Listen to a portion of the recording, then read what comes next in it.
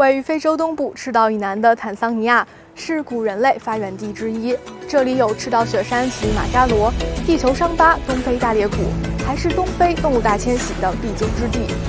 坦桑尼亚是中国在非洲的铁杆朋友。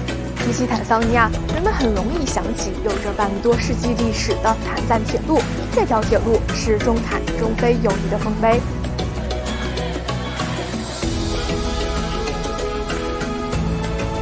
今天我们来到坦桑尼亚驻华大使馆，采访坦桑尼亚驻华大使穆贝尔瓦凯鲁基先生。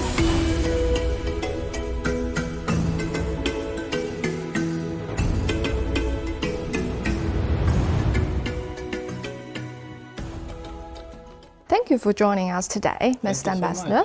You assumed the office in 2017, and just 1 year after that, China and Tanzania signed a memorandum for the joint construction of the Belt and Road Initiative in 2018. So we can say that you have fully witnessed the cooperation between the two sides and the initiative. So what opportunities has it brought to Tanzania? And up to now, what achievements have the two sides made in terms of cooperation under the initiative? Well, many opportunities. Take example of people-to-people connectivity. Since 2018, we have had the opportunity for our people to come to China for long-term and short-term training. We have about 5,000 people who have benefited from the opportunities that came about.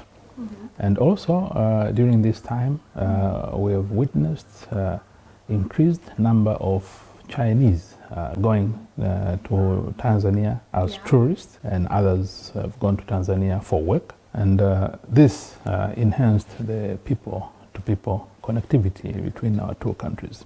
Talking of trade connectivity, we have seen increasing volume of trade between our two countries since 2018.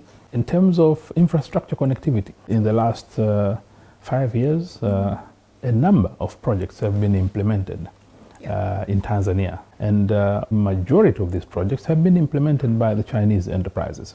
We've upgraded our ports, built bridges, roads, which have been done by several Chinese enterprises, including Beijing Construction, which is a company based right here in Beijing. We are now building a brand new standard gauge railway, parts of which have been given to Chinese enterprises. There is an ongoing project to build a brand new airport, international airport, at our new capital in Dodoma. And this, again, is being done by Chinese enterprise. The interesting part is all these projects have been done by Chinese enterprises. Therefore, there's been a transfer of technology there. There's been job created for our people. So, in a nutshell, the Belt and Road has been very, very productive, very beneficial to our countries. And as we look back to assess the outcome in the last 10 years, we say the outcome is very positive. In recent years, the two parts have been promoting the BRI together, build a community of China-Africa with a shared future, and implementing program of poverty reduction and agricultural development. I know that by October 2022, 4 villages in Tanzania had been listed demonstration villages for China, Africa, agriculture development and poverty reduction. So how do you see the significance of China's achievements and experience in poverty reduction for Tanzania, for Africa and for the world? Indeed, it is very significant. Actually, for Tanzania, to achieve poverty reduction, we must do something to improve on agriculture, because almost 80% of our people live in rural areas, and majority of whom depend on agriculture. Currently, our agriculture, which is the mainstay of our economy, has challenges like low productivity. We need to increase productivity so that we may increase our output sufficient enough to guarantee food security in our country, supply of raw materials to our industry, and sufficient enough to export outside the country so that we may earn foreign exchange. We are very happy that China has been willing to share experience with us, sending experts to interact with their counterparts in Tanzania So we are very much looking forward to strengthen our cooperation with China so that our people can benefit. Because at the end of the day, whatever we're doing is about the people. We want to have people-centered development, just as what China is doing. This year, 2023, marks the 10th anniversary of the Belt and Road Initiative. And it's also the 59th anniversary of the diplomatic ties between the two sides. So what are your expectations for the future development and the cooperation between the two sides? The future of China-Tanzania cooperation has well been charted out by our leaders when they met in November last year in Beijing. As you might be aware, they did upgraded China-Tanzania relations into a comprehensive cooperative strategic partnership. That means our relations will be all round in all sectors, economy, politics, governance, security, all round. And as far as the economy is concerned, we are looking forward to attract many Chinese enterprises to join hands with local Tanzanian enterprises to invest in different sectors, sectors like mining, agriculture, fisheries, livestock, and so on. But also, we are looking forward to attract Chinese production technologies which are affordable so that our people can add value to whatever they produce back in Tanzania. Then we can see much potential in people being lifted out of poverty, and then we could realize our common dream to build China, Tanzania, and China-Africa community with a shared future, which is people-centered. Yeah, just as you mentioned, not long ago, in November 2022, President Hassan paid a street visit to China, and the two sides upgraded bilateral relationship to the comprehensive strategic cooperative partnership. And how do you see the two countries work together and make greater contribution to the world, to a community with shared future for mankind? Working together, we are already working together. Yeah. We are already supporting each other on issues of core interest. Our common goal is to have international peace. The world without peace cannot achieve development.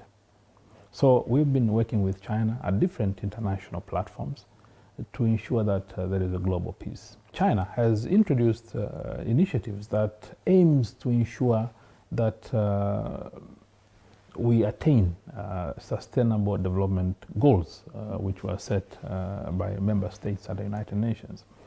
Now we have subscribed to some of these initiatives, like Global Development Initiative. We signed a memorandum of cooperation with China during the visit of Her Excellency President Samia Suluhu Hassan. And in it, we believe there could be programs and projects that will be beneficial for both our countries. Talking about our relation, we do have a long-standing friendship and we cooperated deeply in culture and education. How do you see the future development of the exchange between young people in two countries? Well, it is very, very important to enhance cultural cooperation between the two countries, to enhance exchange between the two countries, especially among the youth. We need more Chinese young people to go to Africa, even to have exchange program in terms of universities, secondary schools. We need more Africans coming to China, learn about Chinese culture. We need to encourage African institutes, like our government now is encouraging Swahili language training in China. And I'm happy here in China, about 5 universities are training Swahili language to the Chinese.